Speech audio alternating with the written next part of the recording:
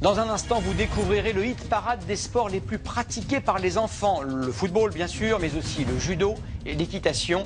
2 écoliers sur 3 pratiquent un sport assidûment en dehors de l'école.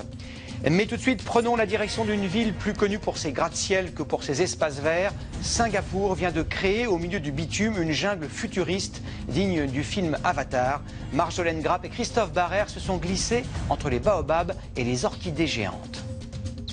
Il a fallu leur donner des racines d'acier et de béton pour que ces arbres se fassent une place au pied des gratte-ciel. Singapour s'est offert la forêt du futur, un jardin extraordinaire sorti de l'imaginaire de cet architecte britannique.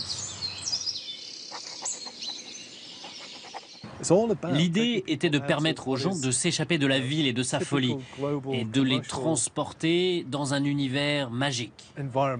Au cinéma, à la télévision, nous sommes constamment bombardés d'images de paysages incroyables en 3 dimensions, en haute définition. Et cela finit par changer notre vision de la nature. Les gens en attendent de plus en plus.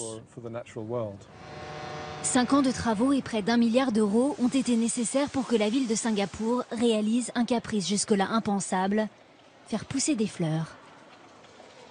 Les 2 dômes au bord de l'eau sont en réalité d'immenses serres qui protègent les plantes de la chaleur et de l'humidité ambiante. Nous voulons nous vendre comme une ville verte, mais c'est très compliqué si près de l'équateur. Les rares fleurs qui poussent sous ces latitudes sont toutes petites et elles fanent quasi immédiatement parce qu'il fait trop chaud. Nous avons donc imaginé ces serres pour que les habitants de Singapour puissent voir pour la première fois des roses, des camélias, des tulipes. Pour aller au bout de leurs rêves, les Singapouriens ont acheté 163 000 plantes aux 4 coins de la planète.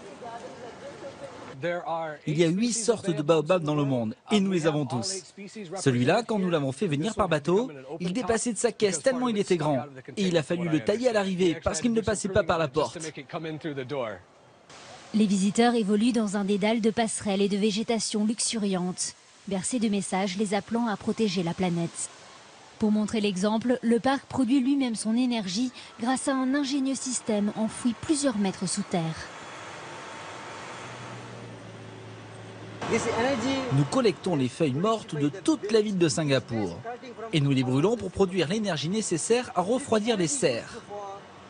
Quant à la fumée que nous produisons, elle s'échappe par des cheminées que nous avons dissimulées dans les arbres artificiels. Chaque soir, ces géants de fer s'illuminent lorsque la nuit s'installe pour offrir un spectacle féerique, des jardins qui invitent à rêver.